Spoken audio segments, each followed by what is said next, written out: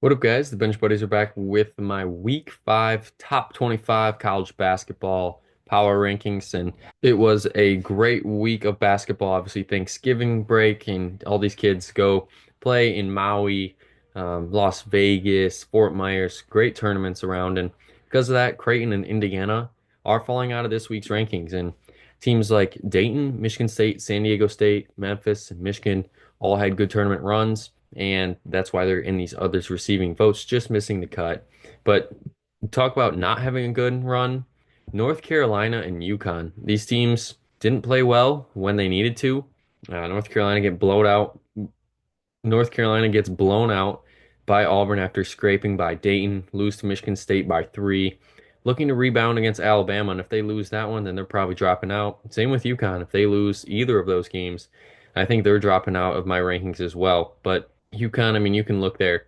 Lost to Memphis by 2 in overtime, lost to Colorado by 1. And then the Dayton game, I just think they just didn't have anything in them after those two hard-fought games.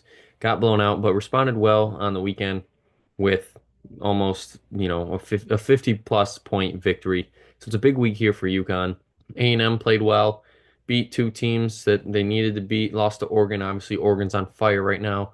Arkansas lost to Illinois. That's why they're dropping to 22. I didn't drop them out of the rankings like the AP poll did. I think this Arkansas team is still going to be really good. And then Ole Miss scrapes by BYU in OT, then loses to Purdue by 2 points. And I think this Ole Miss team could be a sleeper team in the SEC this year as they go on the road to face Louisville. 16 through 20.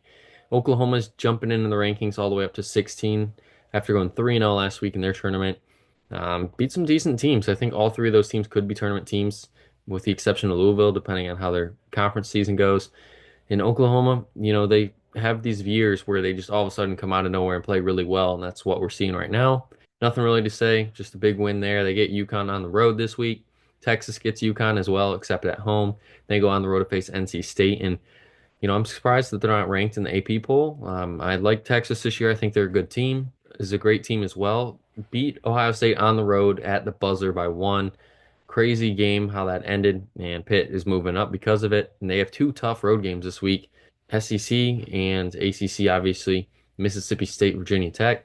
Then Illinois plays their first Big Ten Conference game this week at Northwestern after they beat Arkansas last week. 15 through 11, you got Houston at 15, dropping 5 spots. Alabama dropping 2 spots as well, but teams moving up are Cincinnati and Florida, and then Duke's just staying the same. And Houston's falling back because they lost 2 games last week to Bama and San Diego State in OT.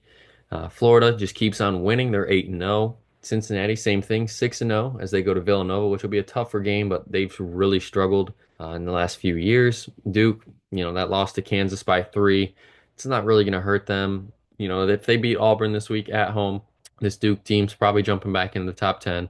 Then Alabama, that big game at North Carolina. It's always a tough place to play in Chapel Hill. Let's see how the Crimson Tide do. 6 through 10, I got 3 Big Ten teams in a row, and maybe a little overreaction of Wisconsin and Oregon this high, mostly Oregon, of their tournament run. But they beat two ranked teams at the time last week, and San Diego State is a good non-Power 5 team. And they get their Big Ten play this week at USC, UCLA at home. So staying on the West Coast, I think that's going to be, 10-0. Oregon's going to be a really good team, I think, this year. Wisconsin gets Michigan. It's a tough game. Michigan's been playing some good basketball, and I think that could be on upset alert. And then they go at Marquette this weekend, which you'll have to tune into that one. That's going to be a great game. Purdue, 5-1, playing some good basketball. It's not as dominant as they have been, but they're finding ways to win games. Gonzaga suffers their first loss to West Virginia, but responded well with wins over Indiana and Davidson. And then they get Kentucky at home this week in a huge game for Gonzaga to boost their resume. Iowa State falls 2 spots here to 6, lost a heartbreaker to Auburn by 2, but they responded well in that tournament as well, beating Dayton in Colorado. Then they get Marquette actually as well earlier in the week this week. So lots of good basketball games this week. And obviously Marquette, they're facing those two teams. So at Iowa State, home against Wisconsin, if they go 2-0, they might be the #1 team in the country. Tennessee at 4 just keeps on winning. Same with Kentucky, and that's why they're moving up. And they get Gonzaga. Auburn, like I said, going on the road to face Duke at Cameron Indoor, but they played really good basketball last week, going 3-0, winning the tournament. And that's why they're all up to two. And then Kansas moves up to one, obviously, after beating Duke, and they just keep on finding ways to win.